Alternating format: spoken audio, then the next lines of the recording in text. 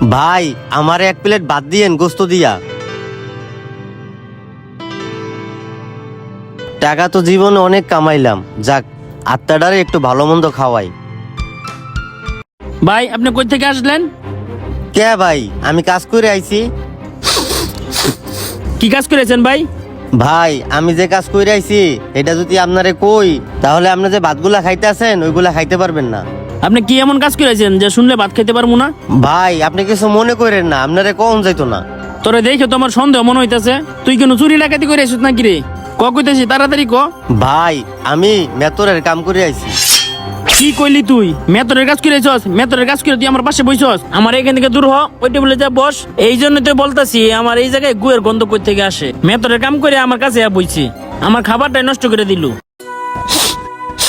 ওই স্যারে তো শুধু শুধু মিছে কথা কইলো, আমার শরীরে